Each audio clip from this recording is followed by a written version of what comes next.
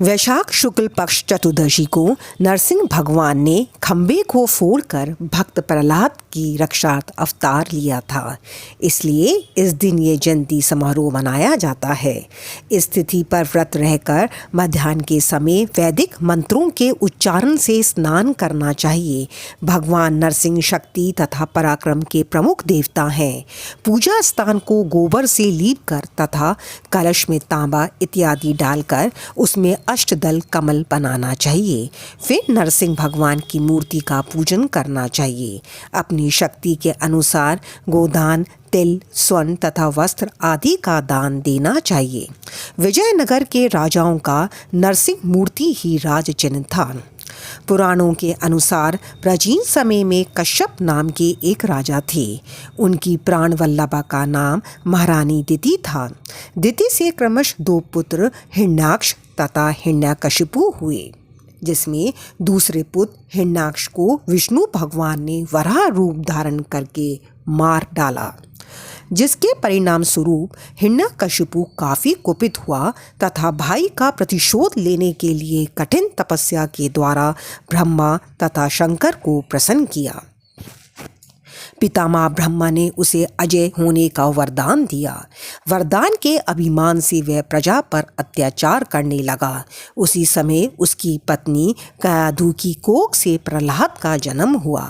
यद्यपि प्रहलाद का जन्म राक्षस के घर में हुआ था, फिर भी वह भगवत भक्त तथा पिता का विरोधी था।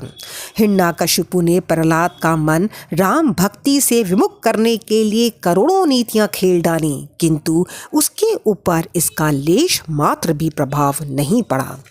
अंत में उसने प्रहलाद को मार डालने के लिए बहुत से षड्यंत्र रचे, जैसे पर्वत की चोटी से गिराना, समुद्र में डुबाना, सांपों की कोठरी में छोड़ना, मत वाले हाथी के आगे रखना तथा अग्नि में जलाने आदि के बहुत से असफल उपक्रम किए, परंतु प्रहलाद का बाल बांका ना हो सका।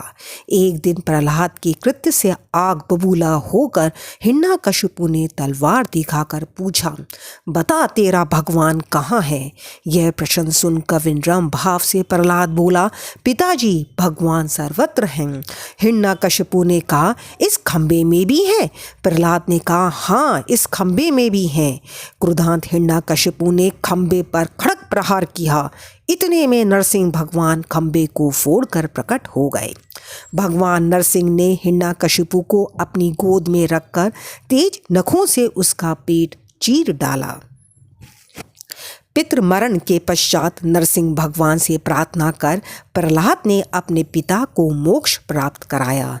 प्रसन्न होकर भगवान ने प्रहलाद की स्तुतियों को स्वीकार कर लिया तथा यह कहा कि जो लोग मेरा व्रत करेंगे वे पाप से मुक्त होकर परम धाम को प्राप्त करेंगे। जय नरसिंह भगवान की जय हो। हरे कृष्णा।